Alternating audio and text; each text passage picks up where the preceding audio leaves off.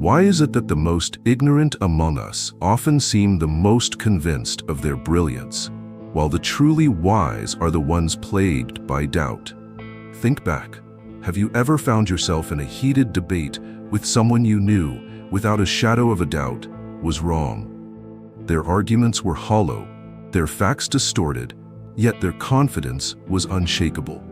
And despite your knowledge, your caution, and your evidence, they walked away smug, as if they'd just schooled a fool. It's one of the most maddening experiences we can have. But it's not just frustrating, it's revealing. There's a name for this psychological paradox. It's not just bad luck or coincidence. It's a cognitive phenomenon so consistent that it has become a scientific law of human nature. It's called the Dunning-Kruger Effect. First identified by psychologists David Dunning and Justin Kruger in 1999. This effect describes how people with the least ability often have the greatest confidence, while those with genuine expertise tend to underestimate themselves. It's not just ironic, it's tragic, because the people most in need of self-awareness are the least equipped to possess it. But this video isn't just about explaining a scientific theory. It's about uncovering a silent epidemic of misplaced certainty, one that's shaping our workplaces, our relationships, our politics, and our sense of self. We are living in a world where shouting often drowns out knowing, where boldness masquerades as brilliance, and where humility is mistaken for weakness. So today, we'll take a deep dive into this psychological trap, where it comes from, why it happens, and how it blinds not just others, but you. And along the way, we'll explore deeper questions about the nature of knowledge, the illusion of self-confidence, and what it really means to be wise in a world that rewards noise over nuance. Are you ready to confront the possibility that you, too, might be caught in this trap? Let's begin. In the summer of 1995, Pittsburgh police found themselves dealing with a case so bizarre, it sounded like something out of a bad comedy sketch. Arthur Wheeler, a middle-aged man with no prior criminal record of note, robbed not one but two banks in broad daylight. He made no attempt to disguise himself. No mask, no hat. He even smiled at the surveillance cameras, seemingly proud of his work. Hours later, the police, using crystal-clear footage, identified and arrested him at his home. But what Wheeler said next left investigators speechless. "I wore the juice," he protested. Juice? Yes, lemon juice. You see, Wheeler had read, or more likely misinterpreted, something about lemon juice being used as invisible ink. And from this, he deduced that if he rubbed it on his face, it would render him invisible to cameras. He even tested it at home with a Polaroid camera. When the picture didn't show his face, possibly due to bad exposure, he took it as confirmation of his theory. To any rational mind, this sounds ludicrous. But to Wheeler, it was logical, convincing, foolproof, and that's exactly what caught the attention of psychologist David Dunning at Cornell University. Dunning was fascinated not by the crime itself, but by the sheer confidence with which Wheeler operated, completely unaware of how profoundly wrong he was. He later collaborated with Justin Kruger, and together they launched a study that would change the course of modern psychology. They discovered a counterintuitive truth. People who lack competence in a particular domain often lack the metacognitive skills to recognize that very lack. In other words, those who know the least are often the most certain. And that's not a coincidence, it's a cognitive blind spot. The less you know, the less capable you are of realizing that you don't know. Arthur Wheeler became the unwitting poster child for this phenomenon, now known as the Dunning-Kruger Effect. And here's why that matters. What happened to him isn't as rare as we'd like to think. Because while we might laugh at the idea of lemon juice as invisibility serum, most of us, at some point, have held strong opinions on topics we didn't fully understand. We've made confident predictions, given bold advice, or dismissed someone else's expertise, thinking we had it figured out. The truth is, we've all had a little Wheeler moment. That's the deeper lesson here. The Dunning-Kruger effect isn't just about stupidity. It's about self-deception. It's about the mind's ability to overestimate itself, especially when it knows very little. The less knowledge we have, the fewer reference points we hold to judge ourselves accurately. And so, false confidence becomes a mask. Worn proudly, even dangerously. Wheeler's lemon juice might sound absurd, but in its absurdity, it reveals something hauntingly human. Ignorance doesn't always come with hesitation. Sometimes it comes wearing a smile.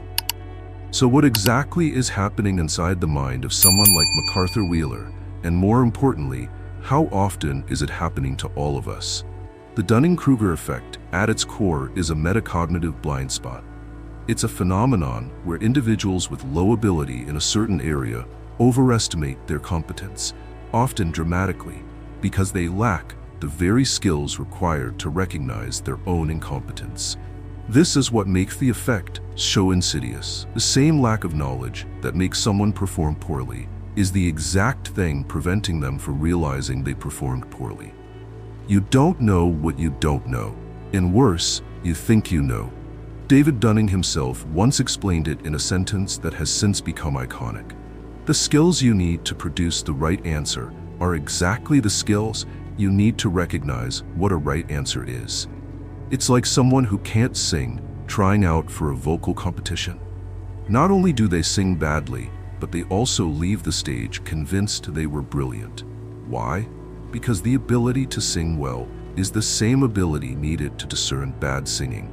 Without that skill, they live inside a bubble of illusion. This is not about intelligence in the general sense. Highly intelligent people can fall into the same trap the moment they step outside their area of expertise. A brilliant scientist might offer uninformed political takes with total conviction. A tech entrepreneur might speak on human psychology as if decades of research were optional reading. And here's the kicker: the truly competent, they often underestimate themselves, because the more you know, the more you become aware of what you don't know. You begin to see the edges of your knowledge, the vast landscape of complexity that lies beyond your understanding. This breeds caution, humility, doubt. As philosopher Bertrand Russell once said, "The whole problem with the world is that fools and fanatics are always so certain of themselves, and wiser people so full of doubts."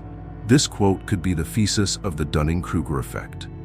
Confidence and competence do not rise together. In fact, at the earliest stages of learning, they often move in opposite directions. A beginner learns a little and feels like they know everything. It's only when they continue learning that they realize how much they've missed, and their confidence takes a steep dive. Psychologists call this the Mount Stupid phase, the initial peak of unwarranted certainty, followed by the valley of despair. As the reality of complexity sets in, eventually, with time and real mastery, confidence rises again, this time not inflated, but calibrated to actual knowledge. The irony of the Dunning-Kruger effect is profound. The less you know, the more you think you know. The more you know, the more you question everything, even yourself. It's a cruel paradox, but it's also a powerful tool for growth once we recognize it. Because the real danger isn't being wrong, it's being wrong and not knowing it, while thinking you're absolutely right. While psychology gives us the scientific mechanics of the Dunning-Kruger effect, philosophy takes us somewhere even deeper, into the soul of the problem. Because this isn't just about bad thinking, it's about false identity, about the illusion of knowing becoming the foundation for how we see ourselves and our place in the world. Carl Jung, the great depth psychologist, warned us about this very danger. To him, the greatest threat wasn't ignorance. It was unconscious ignorance. Not just not knowing, but not knowing that you don't know, while living under the illusion that you do. In his view, most people aren't living from their true selves, but from a mask, a persona they wear, unconsciously crafted by external approval and internal fear. Jung believed that this false self is not only common, it is often rewarded by society. But underneath, it is hollow. he wrote, "Until you make the unconscious conscious, it will direct your life and you will call it fate." In the context of Dunning-Kruger, we might say, until you become aware of your cognitive limitations, they will define your reality, and you'll call it truth. Centuries earlier, Socrates came to a similar insight through radically different means. Considered one of the wisest men of his time, Socrates famously claimed that he knew nothing. That might sound like humility, but it was actually his deepest wisdom. His exact words, "The only true wisdom is in knowing you know nothing." This wasn't self-deprecation, it was awakening. Socrates understood that the boundary of knowledge is the birthplace of wisdom, that only by acknowledging our ignorance do we become capable of true learning. In contrast, the unexamined mind, certain of its own superiority, remains trapped in illusion. Friedrich Nietzsche took it one step further. In his piercing critique of modernity, he saw false confidence not just as ignorance, but as a spiritual weakness. He wrote, "He who has much knowledge must often be filled with doubt." For Nietzsche, true strength comes not from clinging to certainty, but from being able to stand in the void, facing the unknown without flinching. To him, the overconfident man is not powerful, he is fragile. He builds his ego on shallow truths while avoiding the uncomfortable depths of reality. When we stitch these three thinkers together, Jung's warning about unconscious illusion, Socrates' embrace of not knowing, and Nietzsche's call for existential courage, we arrive at a deeper conclusion. Real knowledge begins where false certainty ends. Because knowledge is not a destination, it is a constant unraveling, a humbling process that strips away the ego's need to be right and replaces it with a quiet reverence for how much there is still to learn. The Dunning-Kruger effect is not just a glitch in human cognition, it's a mirror, a challenge to each of us to ask not, "Am I right?" but "Where might I be blind?" And in that question lies the start of something rare in today's world: intellectual humility. In today's world, the Dunning-Kruger effect is no longer just a quirky psychological concept. It's become a defining feature of modern society. We see it everywhere: in offices, online platforms, politics, education, and even in our personal relationships. What began as an academic study has quietly evolved into a mirror reflecting a dangerous cultural epidemic: the rise of confident ignorance. Let's start with the workplace. A staggering study once found that 95% of managers rated themselves as above average compared to their peers. Statistically, that's impossible, but psychologically, it makes perfect sense. Many of those in leadership positions overestimate their competence while underestimating the complexity of leadership itself. The irony: the most self-assured managers are often the least open to feedback, the very thing they need most to grow. This isn't just annoying, it's costly. Organizations lose billions each year due to poor decision-making, inflated egos, and resistance to expertise. When leaders are trapped in the Dunning-Kruger effect, they're not just blind, they're steering the ship from that blindness. But perhaps the most fertile ground for this phenomenon today is the internet.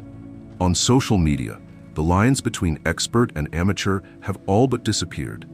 A person with zero formal education in climate science, psychology, or geopolitics can speak with absolute certainty and be rewarded with likes, shares, and followers. Meanwhile, real experts, who often speak with nuance and humility, are drowned out by louder voices. This is not a glitch, it's the algorithm at work. Platforms reward confidence, not accuracy. They amplify provocation, not precision. And as a result, we are witnessing the democratization of misinformation, a world where every opinion is equal in volume but not in value. As astrophysicist Neil deGrasse Tyson once said, "One of the great challenges in this world is knowing enough about a subject to think you're right, but not enough about the subject to know you're wrong." This is the sweet spot of the Dunning-Kruger effect, the zone of dangerous confidence, where a little knowledge inflates the ego, while true understanding would have brought humility. It's why debates online rarely evolve into learning experiences. Instead, they become echo chambers. where certainty replaces curiosity, and every disagreement is seen as a threat, and the consequences aren't just intellectual, they're existential. In a society where loudness is mistaken for leadership and certainty is equated with truth, the humble are dismissed, the thoughtful are ignored, and the wise are labeled indecisive. We have built a culture where it is more socially rewarding to appear right than to seek truth. But this is not sustainable. Because the world we live in is complex, it requires minds that can hold uncertainty, ask better questions, and admit what they do not yet know. The Dunning-Kruger Effect isn't just a cognitive bias, it's a cultural warning. If we want to move forward, as individuals, as organizations, and as a species, we must learn to revalue intellectual humility over empty confidence and recognize that the loudest voice in the room is not always the most informed. If the Dunning-Kruger effect is so clearly irrational, why is it so common? Why do so many people across so many domains fall into the illusion of knowledge? The answer lies not just in faulty logic, but in the architecture of the human brain itself. We are wired to prefer certainty over complexity. From an evolutionary perspective, certainty kept us alive. Quick decisions, even if imperfect, were often better than hesitation in the face of danger. Our ancestors didn't have time for epistemological humility when facing a charging predator. The brain evolved to reward confidence because for a long time it served us well. But in the modern world, this evolutionary shortcut can become a cognitive trap. Today, we're surrounded not by predators, but by information, complex, nuanced, and often contradictory information. And yet, our brains still crave simplicity. Certainty feels good. It reduces anxiety. It gives us a sense of control. And because of this, the mind often chooses belief over understanding. This leads to one of the most dangerous mental shortcuts we take, mistaking feeling certain for being correct. But the brain's biases don't operate in isolation. They're magnified by culture. In many Western societies, confidence is seen as a virtue.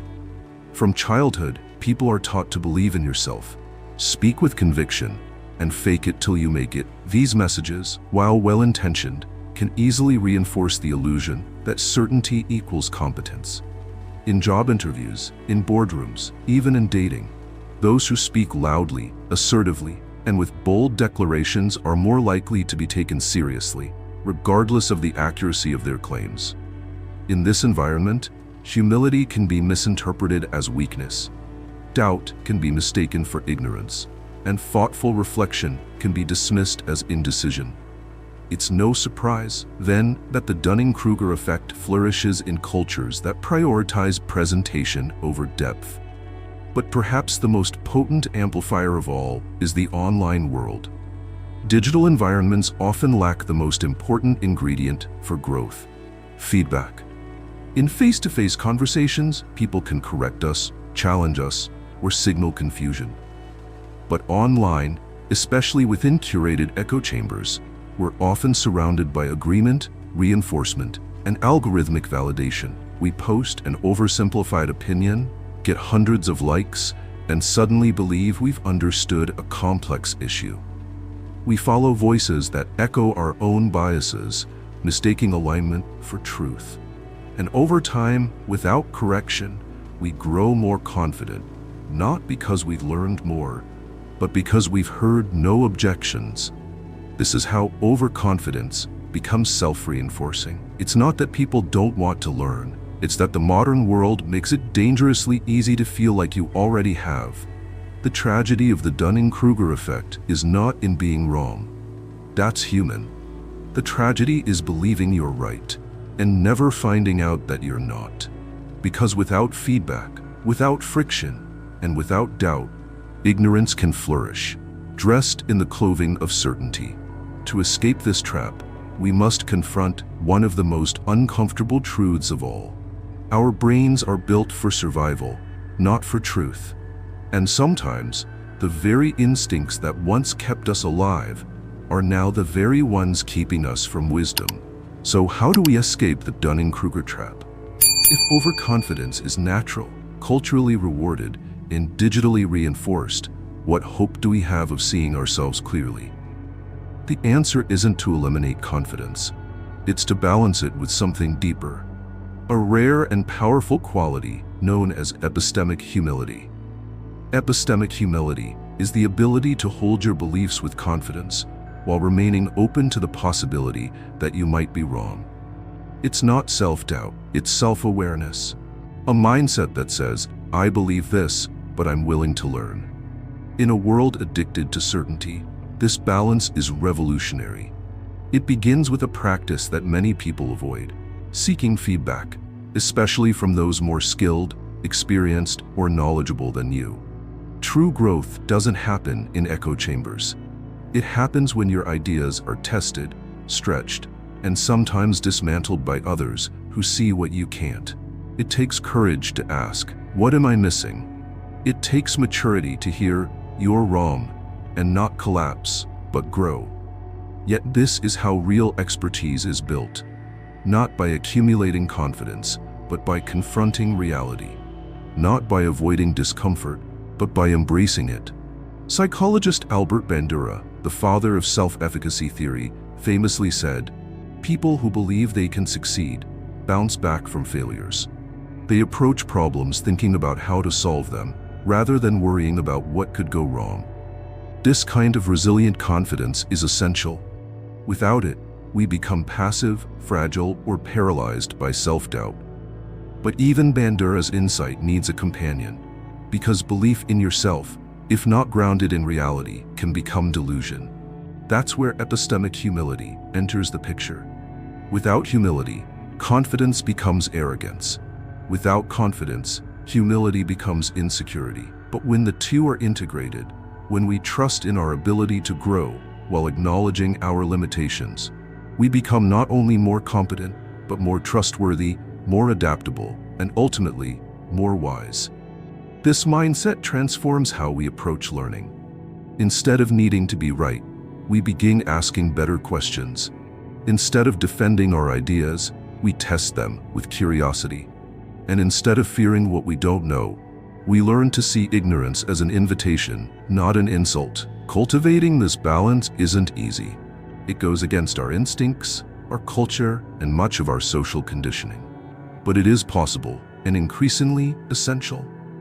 In a world overwhelmed by confident misinformation and performative expertise, those who embody this balance will stand out, not because they speak the loudest, but because they listen deeply.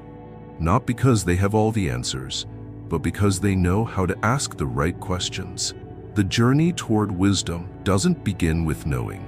It begins with not knowing, and being okay with that. Because the strongest minds are not the ones who shout the hardest. They are the ones who sit quietly, absorb complexity, and emerge not with certainty, but with clarity. And that is the foundation of real intelligence.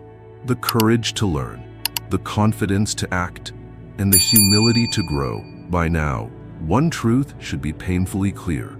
Any of us, no matter how intelligent, educated, or self-aware, can fall into the Dunning-Kruger trap. And that's the paradox, because the very nature of the effect means that when you're in it, you don't know you're in it. David Dunning himself put it bluntly. The first rule of the Dunning-Kruger Club is you don't know you're a member.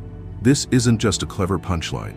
It's a spiritual mirror. It asks each of us to confront the possibility that we might be more wrong than we realize, especially when we feel most certain. The line between ignorance and arrogance isn't always drawn by knowledge, but by awareness. And in a world that rewards conviction more than contemplation, this awareness becomes a radical act. It means recognizing that we are all vulnerable, even the best of us. Physicist Richard Feynman, one of the most brilliant minds of the 20th century, once said, "A scientist looking at non-scientific problems is just as dumb as the next guy." Think about that. A Nobel Prize-winning genius admitting his limits, not because he was insecure, but because he understood that knowledge has boundaries, and true wisdom means knowing when you've reached them. This is the kind of humility that keeps the ego in check, the kind that says, yes, I may be skilled, but outside this field, I must become a student again. In a world of hot takes and instant expertise, this mindset is nothing short of revolutionary. Because real intellectual freedom doesn't come from having all the answers. It comes from having the courage to question yourself, to admit that you may be wrong, to seek better questions instead of louder opinions, to trade certainty for curiosity and ego for growth.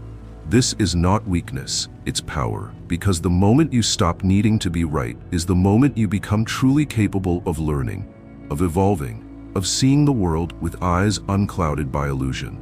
So if you take away one idea from this journey, let it be this: the greatest minds are not the most certain, they are the most awake. Not to what they know, but to what they might still be blind to. And from that place of humility, we begin the real work, not just of knowing more, but of becoming more. So ask yourself, where might I be wearing the lemon juice and not even know it? And in that question lies the first flicker of true wisdom. If this video sparked something in you, if it made you pause, reflect, or question your own certainty, then you're exactly the kind of mind we hope to grow with. So, if you found value here, please hit that like button and subscribe to the channel to join us on this journey of deeper awareness, philosophical exploration, and radical self-honesty. We're building a space for those who don't just want to be right, but want to understand, for those who seek not applause, but awakening. And we'd love to hear from you. What part of this video resonated with you the most? Was it the story of the lemon juice, the wisdom of Socrates, or the realization that we've all worn the mask of false certainty at some point? Leave a comment below. Your insight might be the spark someone else needs. Until next time, stay curious, stay humble, and keep questioning, because that is where transformation begins.